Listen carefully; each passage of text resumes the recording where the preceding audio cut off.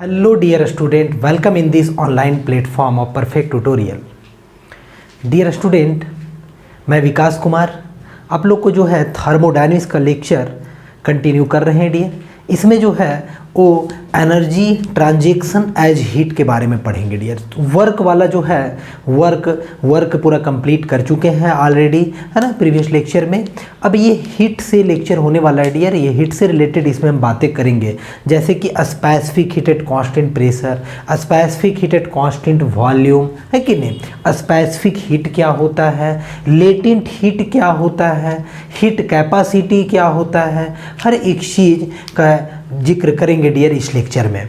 तो क्या energy transaction as heat, मतलब हीट के फॉर्म में एनर्जी का ट्रांजेक्शन, एनर्जी का transfer, energy transaction as heat इसमें होने वाला है डियर।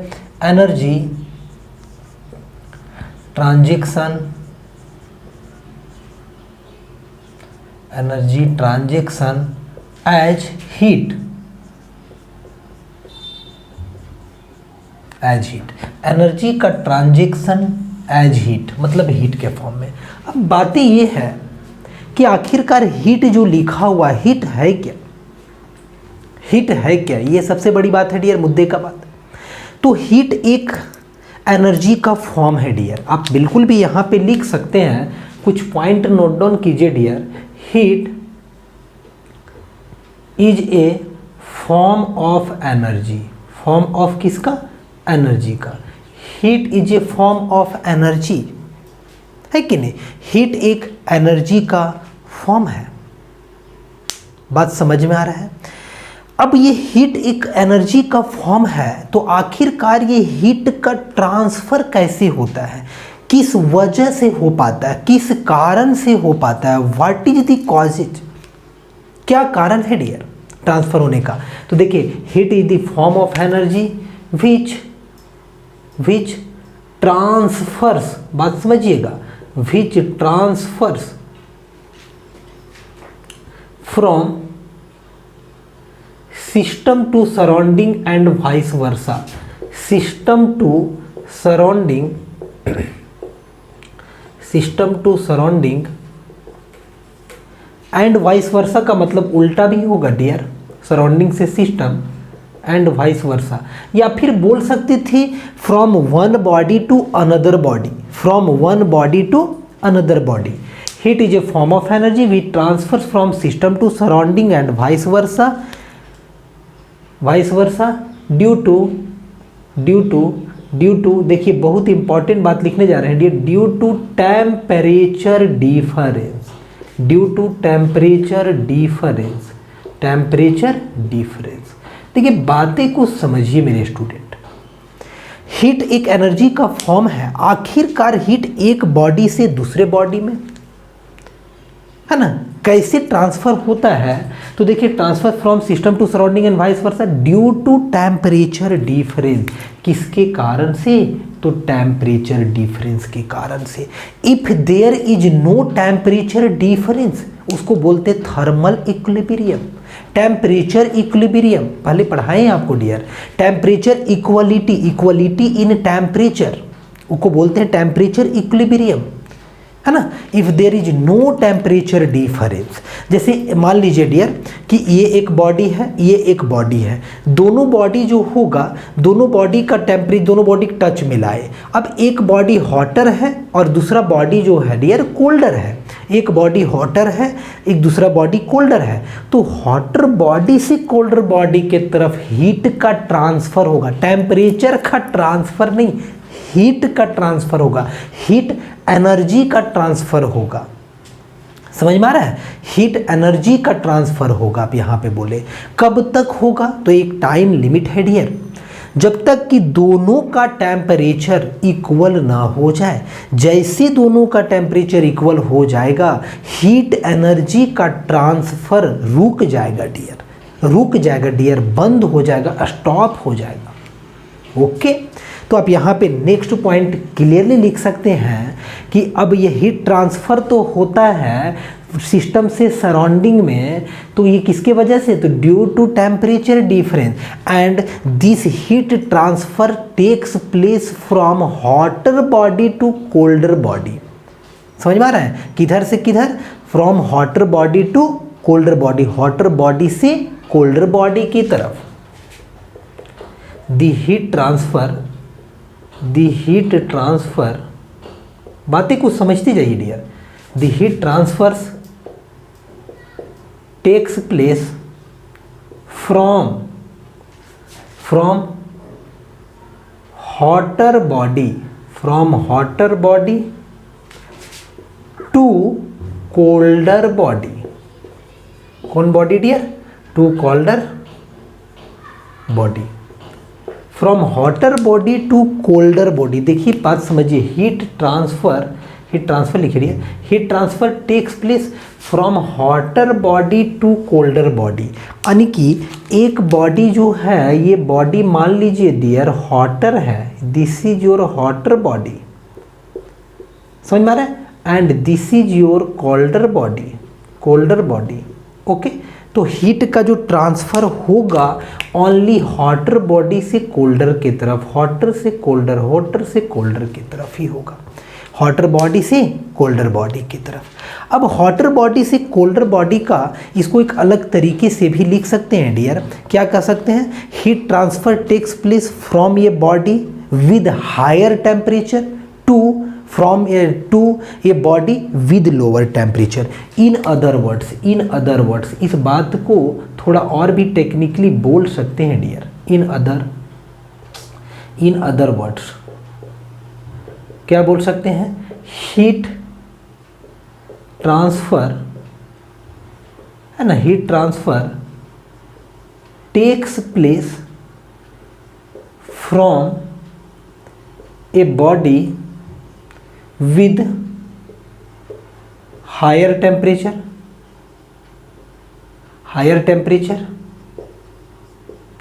टू ए बॉडी with lower temperature, from higher temperature to lower temperature। एक बॉडी, देखिए डियर अब यहाँ बातें आई है, हॉटर बॉडी कहने का मतलब क्या है? टेम्परेचर ज़्यादा होगा। कोल्डर बॉडी का कहने का मतलब क्या है? TL का मतलब टेम्परेचर कम होगा। तो हायर टेम्परेचर से लोअर टेम्परेचर, एक बॉडी ये इट सेल्फ होगा डियर, इट सेल्फ होने का बात हो रहा है। इट सेल्फ मतलब खुद से ही ऐसा हो रहा है, खुद से ही ऐसा होगा, ठीक है। तो कुछ आपको बात समझ में आ गया होगा। टेम्परेचर डिफरेंस जब तक नहीं होगा तब तक आपका हीट एनर्जी का ट्रांसफ़र कभी पॉसिबल नहीं है, ठीक है। अब ऑब्वियस है डियर कि हीट एक एनर्जी का फॉर्म है, तो इसका भी जो यूनिट होगा सिंपली वो क्या होगा? जूल, किलो जूल होगा, जूल या फिर किलो जूल होगा डियर, है ना। तो ये बात भी याद रखिएगा। Unit of heat energy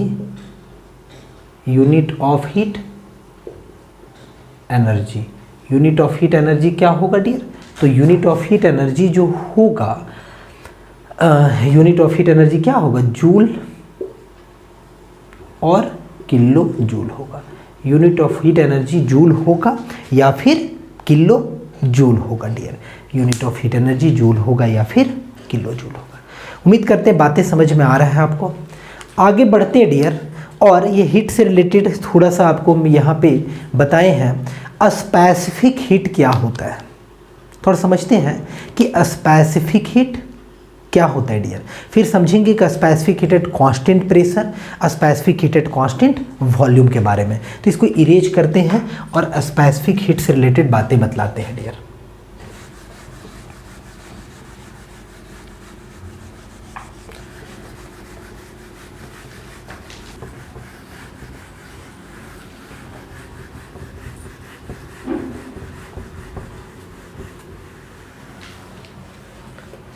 dear अब देखते हैं हम लोग स्पेसिफिक हीट क्या होता है। पॉइंट में अच्छे से लिखते जाइएगा। स्पेसिफिक हीट इंपॉर्टेंट है ये डियर, ये सब। स्पेसिफिक हीट क्या होता है? देखिए स्पेसिफिक हीट जो है ये है amount of heat, it is the amount of heat. पहले लिख लेते हैं फिर समझाते हैं, बहुत ही आसान है डियर, रटना नहीं है डियर ये सब। It is the amount of heat, it is the amount of heat required to change, it is the amount of heat required to change the temperature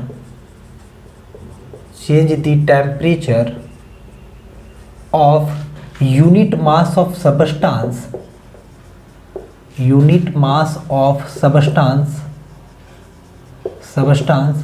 by unity। देखिए बाय यूनिटी का मतलब एक, देखिए यहाँ पे bye unity का मतलब समझिएगा, यहाँ पे बाय यूनिटी का मतलब है पर डिग्री सेल्सियस या पर डिग्री केल्विन, मतलब सेल्सियस में या केल्विन में किसी में बात करें तो यूनिटी का मतलब एक होता है डियर, खैर आप जानते ही हैं। देखिए क्या बोल रहा है, it is the amount of heat, it is the amount of heat मतलब एक अमाउंट, हीट का एक अमाउंट है ना, एक अमाउंट रिक्वायर्ड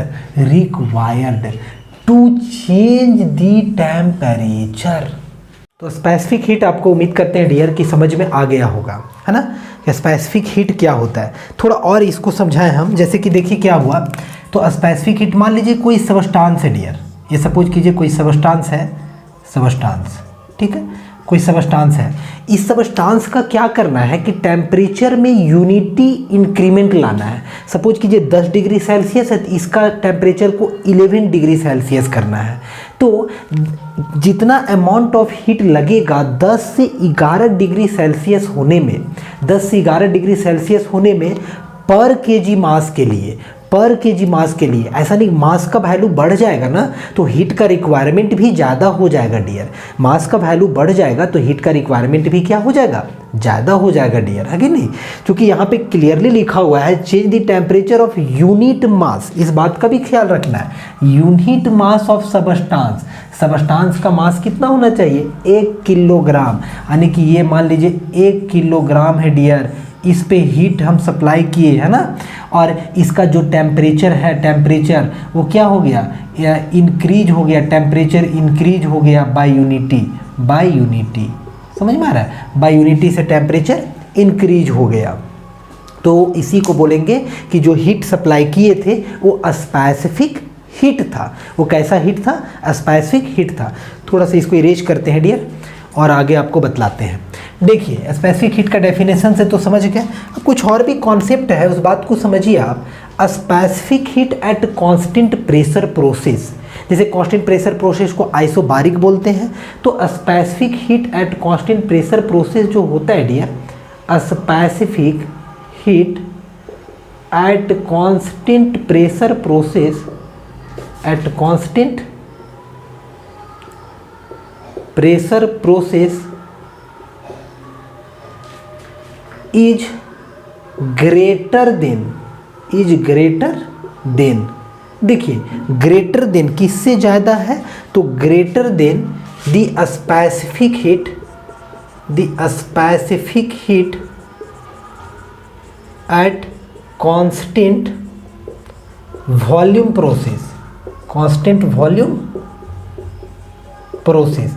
बिकॉज देखिए आखिर ऐसा क्यों है डियर, क्या कारण है कि कांस्टेंट प्रेशर प्रोसेस में, इसको और डिटेल में समझेंगे, स्पेसिफिक हीट का जो वैल्यू होता है वो ज़्यादा होता है as compare to the specific heat at constant volume process. Because the specific heat, समझिएगा, द स्पेसिफिक हीट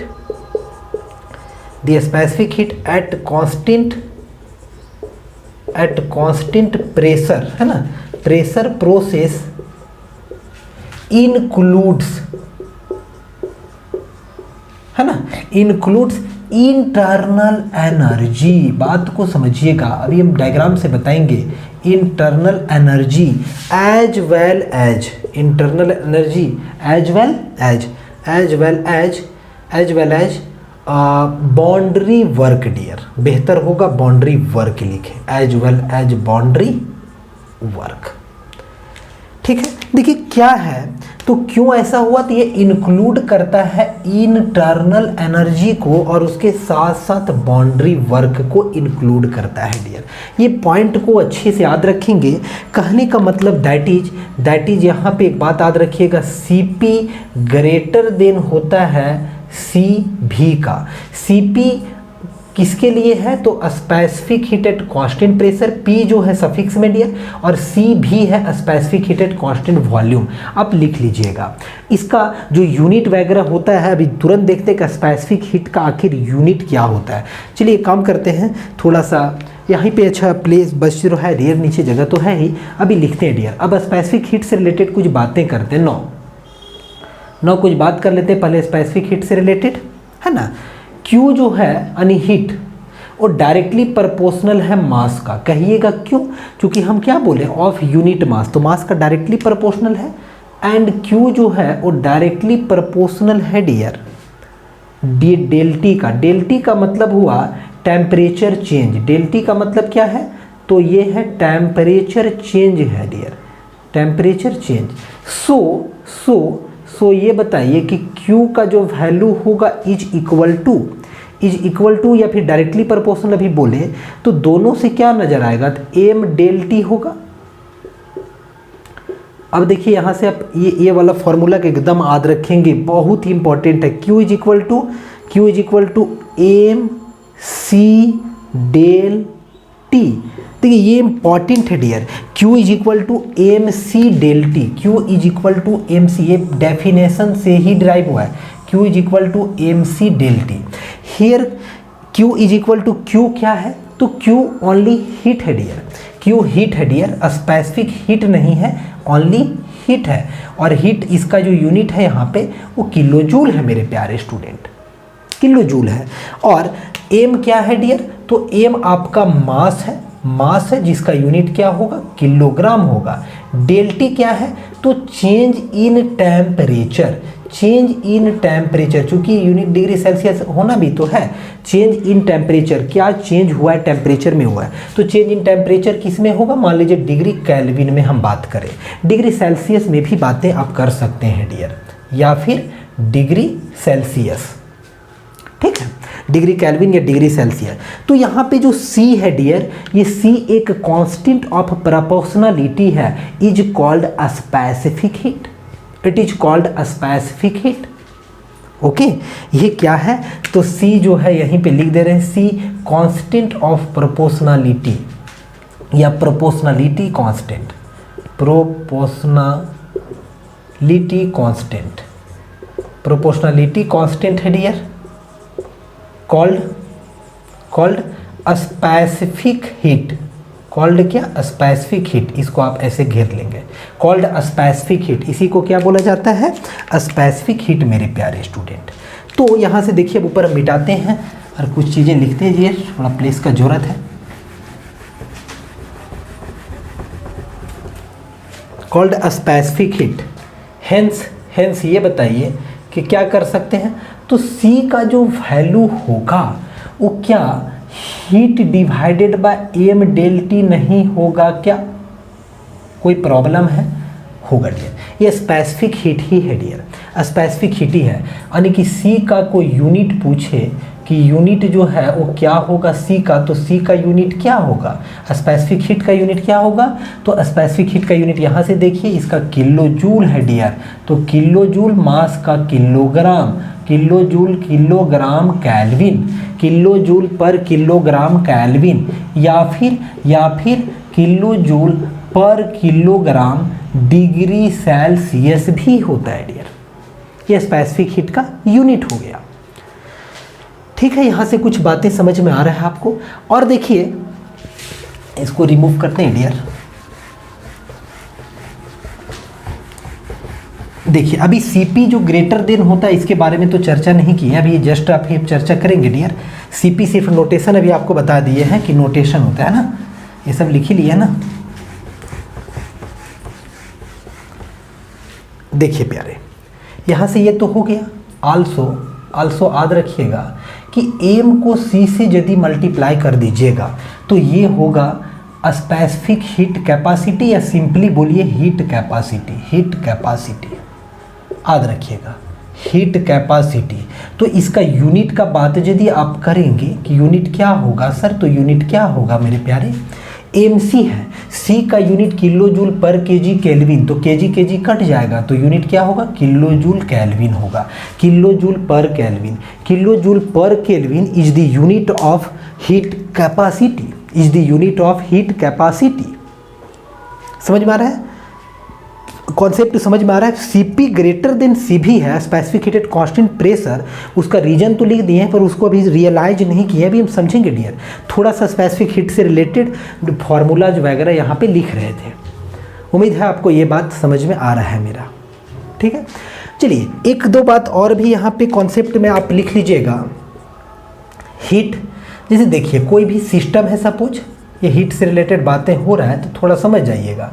कोई भी सिस्टम है, सिस्टम हीट जो है वो अवे फ्रॉम द सिस्टम रहेगा, देखिए away from the system Q, और एक हीट कैसा हो सकता है, towards the system.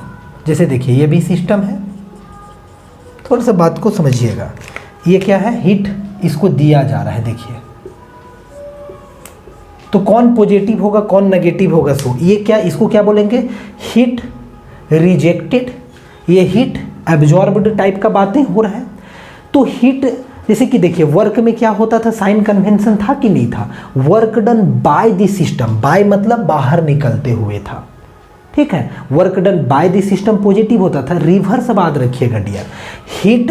Heat removed by the system, देखिए बाय द सिस्टम मतलब बाहर, ऑन दी, तो ऑन दी वाला जो हीट होता है ये होता है पॉजिटिव, और ये क्या होगा, ये होगा नेगेटिव,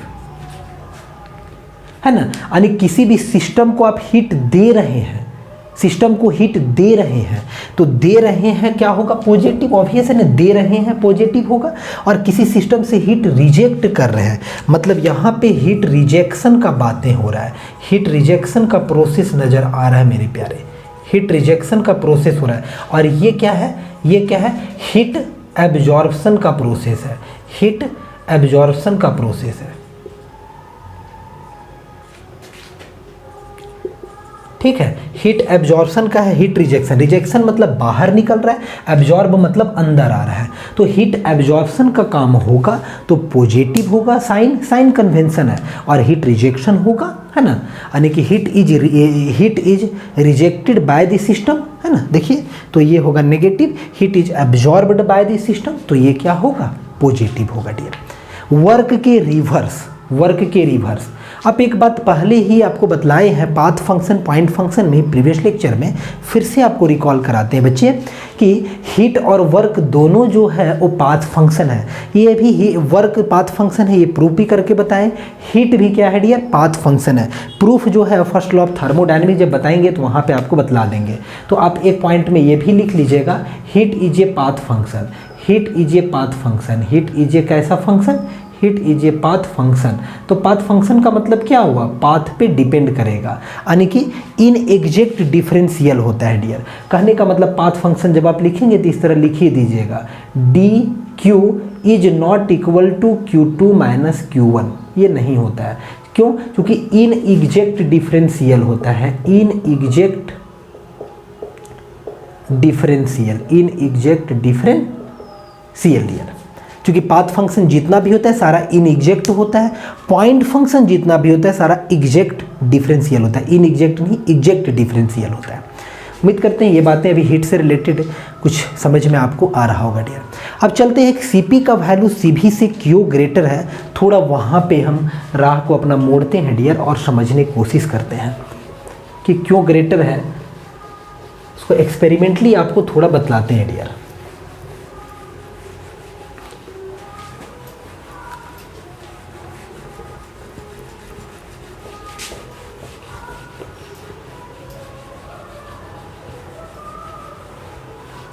चलिए डियर देखिए एक एक्सपेरिमेंट करके आपको बतलाते हैं। Cp का वैल्यू जो है, देखिए क्या अभी बतलाए थे कि Cp का वैल्यू जो होता है वो Cv से क्या होता है, ग्रेटर। ये इंपॉर्टेंट है बहुत, इसको समझिएगा। तो देखिए क्या होता है, एक एक्सपेरिमेंट करते हैं। सबसे पहले तो देखिए क्या है, ये एक आपका सिलेंडर है और ये क्या है, दिस इज पिस्टन। एक और है डियर, ये भी एक सिलेंडर है और ये भी एक क्या है, पिस्टन है। प्रॉब्लम नहीं है। अब क्या किए कि नीचे से हीट प्रोवाइड किए, सपोज कीजिए हीट प्रोवाइड किए, इसमें भी क्या प्रोवाइड किए, क्यू अमाउंट का हीट प्रोवाइड किए। जब क्यू अमाउंट का हीट प्रोवाइड करेंगे, कांस्टेंट वॉल्यूम दिखाना है, तो कांस्टेंट वॉल्यूम के केस में क्या करना पड़ेगा, इसको वेल्डिंग कर देना पड़ेगा, पिस्टन को वेल्डिंग करना पड़ेगा ना डियर, यानी कि ये फिक्स है, ठीक है। ये है कांस्टेंट वॉल्यूम वाला, यानी यहाँ पे जो दिखा रहे हैं ये है volume is equal to constant के लिए, और यहाँ पे जो हम लोग दिखा रहे हैं, चलिए यहाँ पे नहीं लिखते हैं इसको, ये कहीं पे लिख देते हैं डियर ऊपर में, volume is equal to constant के लिए है ये, और ये है pressure is equal to constant के लिए है। दोनों डायग्राम समझ रहे हैं ना। तो Cp आएगा इसके लिए, Cv आएगा इसके लिए। अब कांस्टेंट प्रेशर है, तो कांस्टेंट प्रेशर में तो पिस्टन फिक्स नहीं होगा, पिस्टन क्या होगा, फ्री टू मूव होगा। इस केस में आपको बतलाए हैं फ्री टू मूव, यानी कि पिस्टन क्या करेगा कि मूव करेगा डियर। जैसे आप हीट दीजिएगा, और इसमें मान लीजिए कोई गैस है ना, इसमें भी क्या है, कोई गैस है, तो जैसे हीट दीजिएगा piston starts to move, piston starts to move. तो पिस्टन जब स्टार्ट करेगा मूव, तो इसी को बोलेंगे बाउंड्री वर्क बोलेंगे डियर, बाउंड्री वर्क, डब्लू बाउंड्री, यानी कि कुछ वर्क भी करेगा। और जब आप हीट दीजिएगा तो उस टाइम क्या होगा डियर, कुछ इंटरनल एनर्जी भी आएगा, डियर। इसमें समझ में आ रहा है ना, कुछ इंटरनल एनर्जी भी होगा, ऑब्वियस है कुछ एनर्जी भी होगा डियर, यहाँ पे समझ में आ रहा है।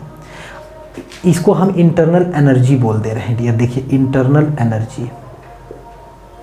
इंटरनल एनर्जी अभी आप समझिए, ठीक। यहाँ भी जैसे आप हीट देंगे तो ऑब्वियस है कि इंटरनल एनर्जी होगा। और भी फर्स्ट लॉ जब पढ़ लेंगे ना डियर, तो थोड़ा और भी इसको क्रिस्टल क्लियर वहाँ भी होगा हल्का सा, और भी कुछ चीज़ें हैं जो यहाँ पे अब वो फर्स्ट लॉ भी चूँकि बताई नहीं है, इंटरनल एनर्जी। लेकिन इसमें देखिए, इसमें क्या है कि अब यदि बात किया जाएगा कि हीट जो दिए वो इंटरनल एनर्जी और बाउंड्री वर्क में कन्वर्ट हुआ, हीट जो दिए वो इंटरनल एनर्जी और बाउंड्री वर्क में कन्वर्ट हुआ। तो ये बताइए डियर कि यदि आप इसको भी 10 किलो जूल दिए होंगे, इसको भी 10 किलो जूल हीट दिए होंगे, तो क्या ये 10 किलो जूल में इंटरनल एनर्जी सारा कन्वर्ट कर दिया, ये 10 किलो जूल से इसका हो पाएगा क्या, नहीं हो पाएगा। कारण क्यों, क्योंकि इंटरनल एनर्जी भी रहेगा और प्लस में कुछ और भी बाउंड्री वर्क करेगा, यानी कि हीट ज़्यादा देना पड़ेगा, समझ में आ रहा है।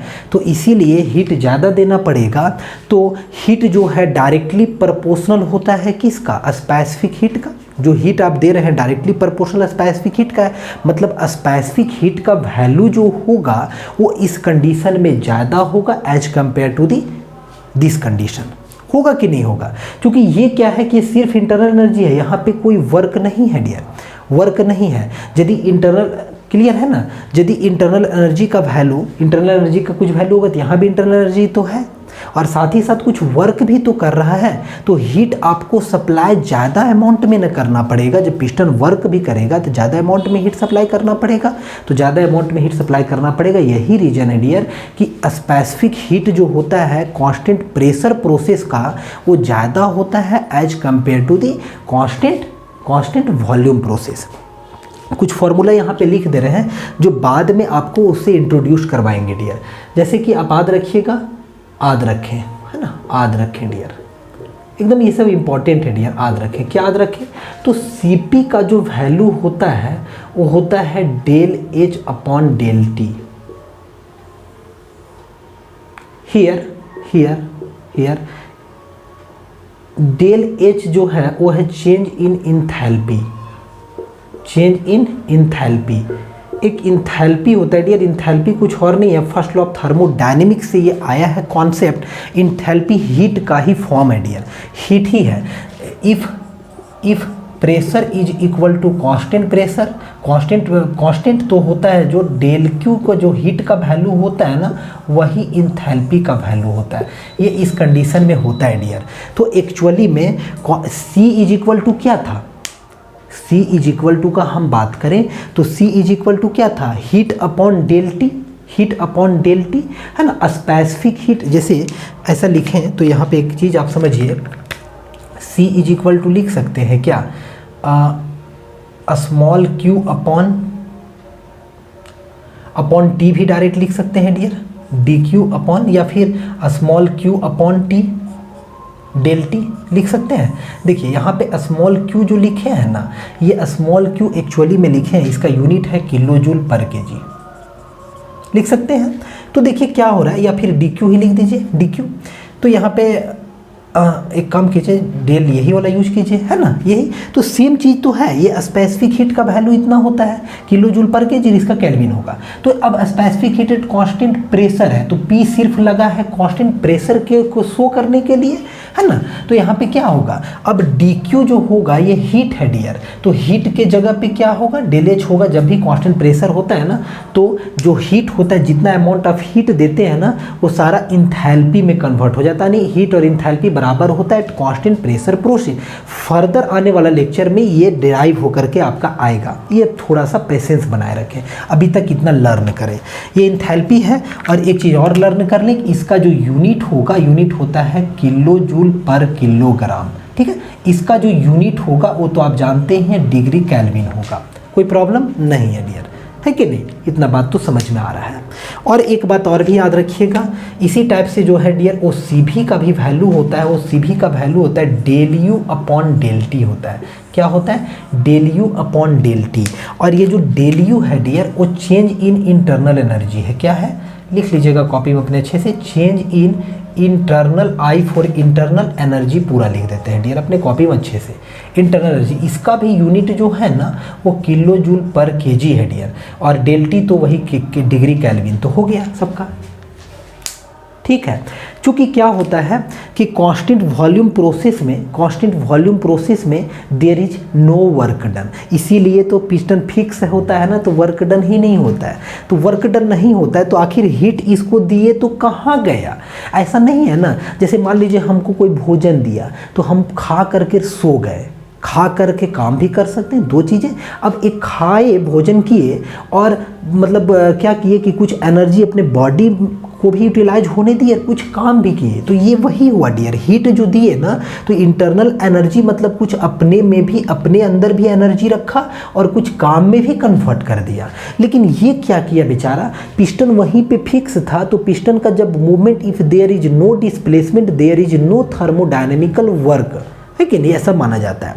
तो क्या होगा, जो आखिर हीट तो दिए ना, इसको भी दिए, तो हीट दिए तो क्या किया, तो बेचारा सब खा के रख लिया, सब कुछ वर्क नहीं किया, सब हीट को खा गया। यानी हीट खा के क्या, जितना हीट आप दिए ना, वो सारा इंटरनली एनर्जी में कन्वर्ट हो गया। यानी इंटरनल नज़र आ रहा है, यानी इंटरनल एनर्जी है, वो इंटरनल एनर्जी इसमें भी है, लेकिन कुछ काम भी किया ये कोई काम नहीं इंटरनल एनर्जी में। इसीलिए जब भी कांस्टेंट वॉल्यूम वाला रहता है ना, तो उसमें internal energy divided by D T होता है। लेकिन इसमें हीट क्या किस में कन्वर्ट हुआ, इंथैल्पी में, इंथैल्पी अपॉन डी टी होता है डियर। उम्मीद करते हैं ये कॉन्सेप्ट आपको अच्छे से समझ में आ रहा होगा। सीपी का वैल्यू क्यों ग्रेटर हुआ है, सीबीसी एकदम हमेशा याद रखिएगा। सीपी में आपका ये दो चीज़ों का समेशन है, ये सिर्फ अकेला है, ऑब्वियस है, ये वैल्यू क्या होगा, ज़्यादा होगा एज कम्पेयर टू दी, चूँकि इंटरनल एनर्जी मान लीजिए 10 किलो जूल है, ये भी 10 किलो जूल है, तो 10 बराबर 10 नहीं, 10 और ये भी कुछ होगा, तो 10 + 15, ये ज़्यादा हुआ कि नहीं, ये 10 ही हुआ, ये कम हुआ, आपको यहाँ से क्लियर होना चाहिए, ठीक है। अब देखिए सीपी और सीभी का रेशियो होता है गामा, सीपी अपॉन सीभी जो होता है डियर, ये गामा होता है इसका रेशियो। तो कुछ और भी इसी लेक्चर में है, वो कॉन्सेप्ट आपको बता देते हैं, इसको मिटाते बताते हैं dear.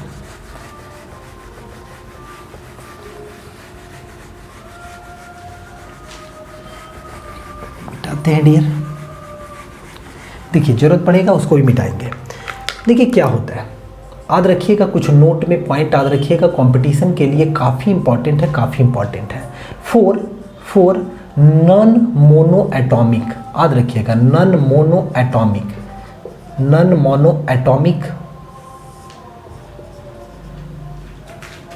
For non mono atomic substance,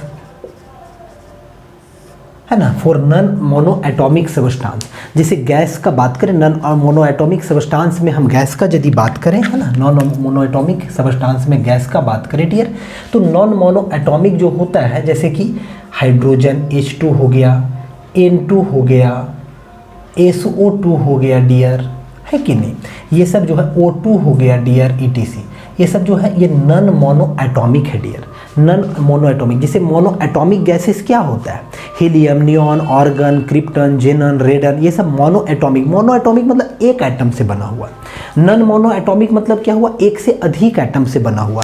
तो ये सब क्या है, तो ये सब आप बोलिएगा कि देखिए दो है ना, यानी H2 डाई एटॉमिक है डियर, O2 डाई एटॉमिक है डियर। डाई मतलब दो होता है, क्लियर है, मोनो नहीं है, डाई है। तो देखिए क्या होता है, for non mono atomic substance, for non mono atomic substance जो Cp और Cv का वैल्यू है ना, ये दोनों इंक्रीज करता है। For non mono atomic gas या substance the Cp and Cv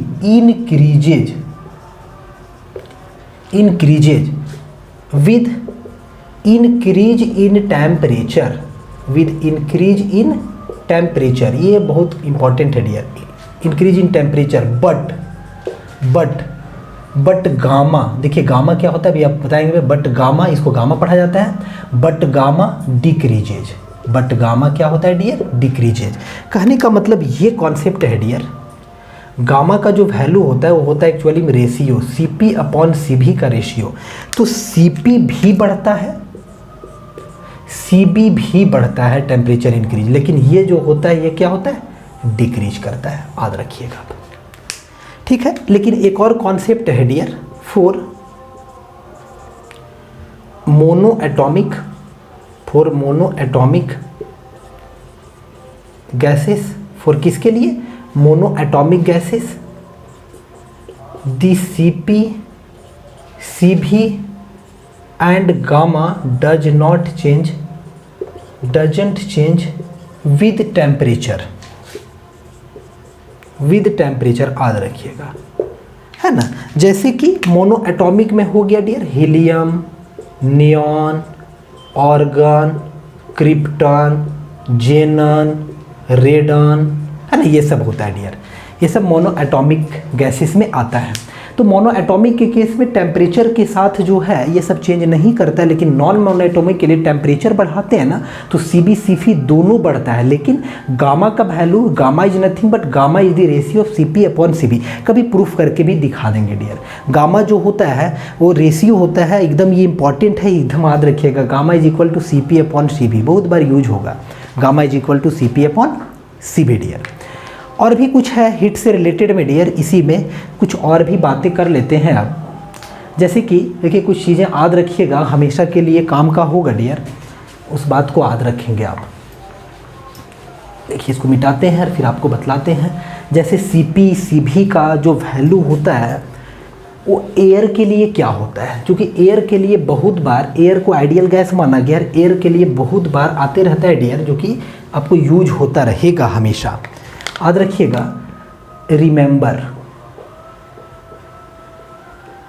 remember dear, always, एकदम ये सब ना कंठस्थ होना चाहिए, ऑलवेज।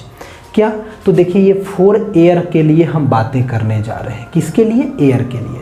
तो याद रखिएगा एयर का Cp का जो वैल्यू होता है 1.005, यानी कि 1 भी डायरेक्ट बोल सकते हैं। Cv का जो वैल्यू होता है 0.718, जो R का वैल्यू होता है 0.287। अब इस सब का यूनिट जो होता है ऑब्वियस है kilo joule per kilogram kelvin होता है, सबका सेम होता है। Where R is your characteristic gas constant, Cv Cp आप समझ गए हैं, सबका यूनिट सेम होता है। और भी याद रखिएगा M मॉलिकुलर वेट होता है 29 किलोग्राम पर kg मोल, ठीक है। ये मॉलिकुलर वेट, M क्या है, मॉलिकुलर वेट एयर का। और डियर देखिए गामा का वैल्यू क्या होता है, तो गामा का वैल्यू जो होता है वो होता है 1.4 होता है। ये कॉन्सेप्ट जरूर याद रखिएगा, गामा का वैल्यू 1.4 होता है। गामा का वैल्यू से रिलेटेड और भी हम इधर बातें करते हैं डियर। गामा का वैल्यू जो होता है वो होता है 1.67, किसके लिए, तो याद रखिएगा मोनो एटॉमिक के लिए, अभी जो बता रहे थे मोनो एटॉमिक गैस के लिए, ठीक है। गामा का जो वैल्यू होता है 1.4, ये किसके लिए, तो ये होता है डायएटॉमिक के लिए। गामा का जो वैल्यू होता है 1.33, ये होता है पॉली एटॉमिक, जैसे O3 वगैरह हो गया, ओजोन वाला, पॉली एटॉमिक। ये सब भी याद रखेंगे आप हमेशा, ऑलवेज रिमेंबर। इन सब पॉइंट को आप अच्छे से याद रखेंगे डियर। उम्मीद करते हैं आपको ये बात समझ में आ रहा है हीट से रिलेटेड, है ना। हीट से रिलेटेड ये बातें आपको अच्छे से समझ में आ रहा होगा डियर। हम जो है जब स्टीम जनरेशन का बात करेंगे हीट से रिलेटेड, वहाँ और भी कॉन्सेप्ट बताएंगे जिसमें आपको लेटेंट हीट, सेंसिबल हीट से रिलेटेड हीट का ही है डियर वो भी फॉर्म। तो लेटेंट हीट क्या होता है, सेंसिबल हीट बताएंगे डियर।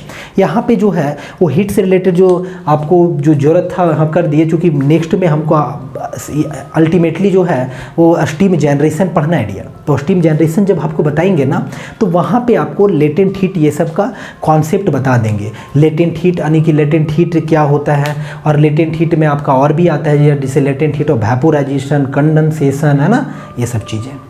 तो डियर इस लेक्चर को बस इतना ही तक एंड करते हैं। नेक्स्ट लेक्चर से first law of thermodynamics start करेंगे, बिल्कुल भी मज़े में। लेक्चर को आप ऐसे ही देखते रहिए, खूब खुश रहिए। So dear thank you for watching.